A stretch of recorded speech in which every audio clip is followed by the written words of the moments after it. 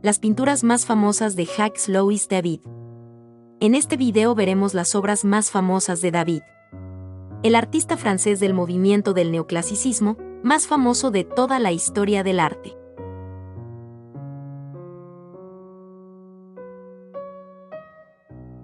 El juramento de los Horacios. Obra de arte de Jacques-Louis David del año 1784. En vez de ir a la guerra en el 669 a.C., los gobernantes de Roma y Alba decidieron resolver el conflicto con el combate de 3 campeones de cada bando. Alba llevó a los hermanos curiaceos. Roma apostó por los Horacios. El drama de todo esto es que una de las hermanas de los curiacios está casada con uno de los Horacios y una hermana de los Horacios se va a casar con un curiacio. Ahí las tenemos, en el lado derecho, llorando, porque gane quien gane, una de ellas va a perder. Pero lo importante aquí es cumplir con el deber frente a las emociones, los lazos familiares o incluso la muerte. David representa el instante justo en que el padre Horacio entrega las armas a sus hijos. Ellos juran dar su vida por la patria con ese saludo peculiar, que en esa época era el romano. Esas armas y esos brazos extendidos son el centro compositivo mismo del cuadro, una composición que frente a la irracionalidad barroca se vuelve serena, sobria y geométrica. Más o menos como esta gente pensaba que debía ser la antigua Roma, el ideal de la época. En esa época está ambientado el cuadro de Jacques-Louis David que inauguró oficialmente el neoclasicismo, pero veladamente trata en realidad de cumplir nuestro deber, aunque nos duela, aunque muramos. El deber en este caso es sacrificarlo todo por la patria, pero lo que en realidad oculta la obra es un mensaje de Luis XVI, el que puso la pasta. Los franceses debían ser leales a la corona, pasara lo que pasara. Pasó. 4 años después. Se llamó Revolución Francesa y en ella Luis XVI perdería su real cabecita. David por su parte siguió siendo leal, pero a otras personas. Eso no quita que realizara siempre magníficos, exquisitos, icónicos cuadros como este.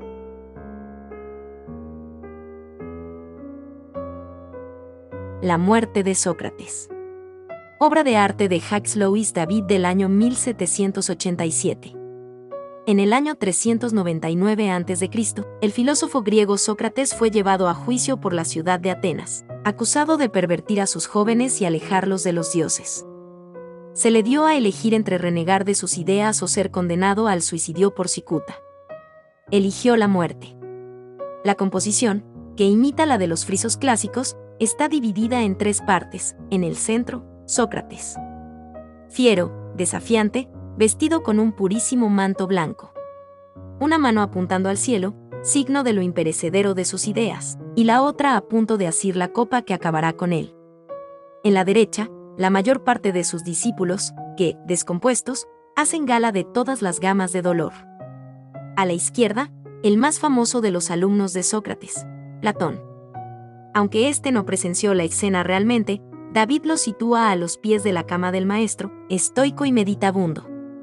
También en esta parte, más al fondo, puede verse un grupo de mujeres que salen de escena, de entre las que destaca Jantipa, la inminente viuda de Sócrates.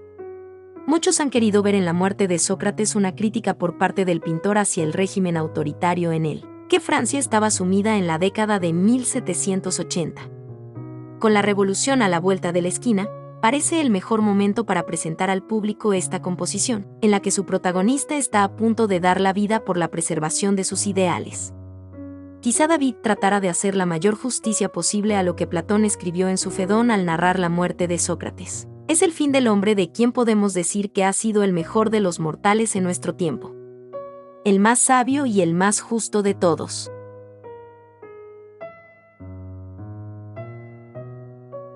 La muerte de Marat. Obra de arte de Jacques-Louis David del año 1793. La Revolución Francesa está en marcha y es Jacques-Louis David el encargado de darle un poco de propaganda por medio del nuevo estilo de moda, el neoclasicismo. Ese mismo año había muerto Jean-Paul Marat, uno de los artífices del reinado del terror, apuñalado por Charlotte Corday que quería salvar a Francia. Marat se relajaba en una bañera, pues tenía violentos picores debido a una enfermedad de la piel. Mientras tanto escribía una lista negra de nombres de enemigos del Estado que debía ser guillotinados.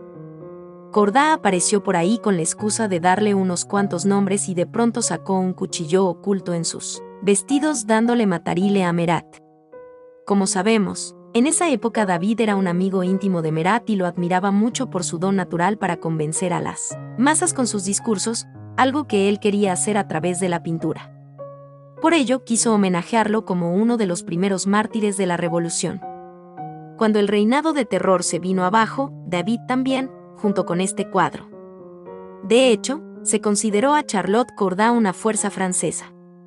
Habría que esperar a la llegada del joven y talentoso general de nombre Napoleón Bonaparte para que su figura volviera a ser tenida en cuenta.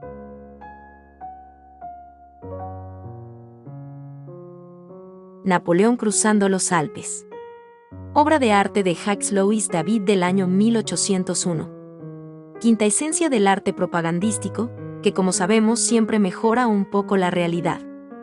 En realidad, Napoleón Bonaparte cruzó las montañas montado sobre una mula, pero le pidió a David que lo representara tranquilo, montado sobre un fogoso caballo, y el neoclásico así lo hizo, por supuesto sin rechistar.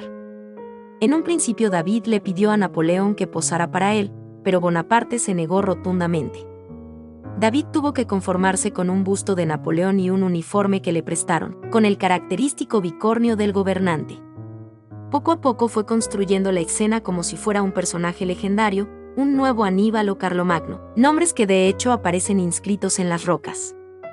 Se ve que el militar ya tenía ambiciones. Todo tiene un aspecto dinámico y Napoleón nos mira levantando su mano para que le sigamos en sus conquistas. Su cara es serena y seria, demostrando que podía ser un gran gobernante. El caballo, por el contrario, no es tan sereno. Esos ojos enrojecidos lo dicen todo. Quizás era la presión de tener encima a alguien con un fuerte complejo de Napoleón, que consiste en el mal humor que tienen algunos señores bajitos pero con fuerte personalidad. Bonaparte no era al parecer tan bajito, lo que pasa es que tenía esa fama por rodearse siempre de los soldados más fornidos.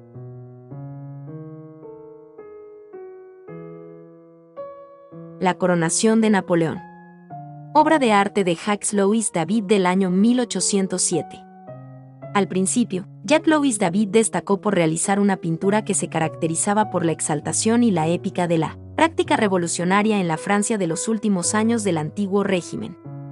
Cuando la cabeza de Robespierre cae bajo la guillotina, Jacques-Louis David es encarcelado, permaneciendo en prisión durante varios meses. Con la llegada de Napoleón Bonaparte al poder, el pintor recuperó en buena parte su posición social y artística y su taller se hace famoso en toda Europa. Fue este el momento en que el emperador le encargó a David la coronación. Un cuadro de colosales proporciones en el que aparecen más de 100 figuras con un despliegue de distinción, suntuosidad y detallismo. El lienzo representa la capacidad y el poderío del nuevo monarca, que ya no es descendiente de nobles o reyes. Napoleón es el monarca ilustrado. El cuadro es tan gigantesco que más tarde el mismo Bonaparte diría de la obra: esto no es pintura, se puede pasear por este cuadro.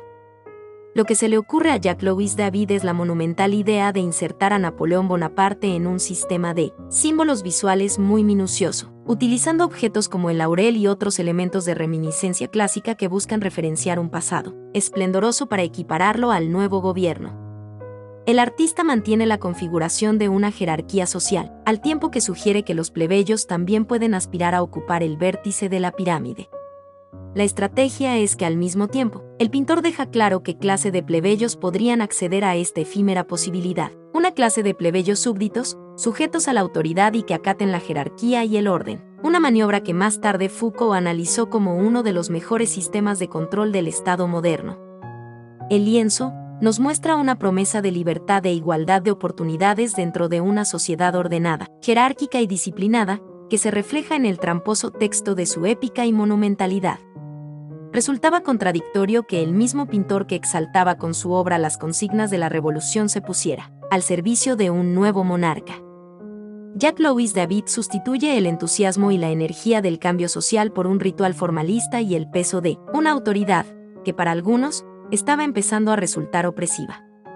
A menudo se le reprochó a David el hecho de que tomara partido por Napoleón con el mismo ahínco que había mostrado por la revolución, glorificando al tirano que plagó Europa de guerras, aunque no fue ni mucho menos el único pintor que lo hizo. Con esta obra, Jacques Louis David nos daba una idea de cómo es que, al final, la historia la cuentan los vencedores. Espero que te haya gustado el video. Si es así, por favor regálanos un like y tu suscripción para que así el mundo del arte en YouTube siga creciendo. Te deseamos un excelente día, hasta el próximo video.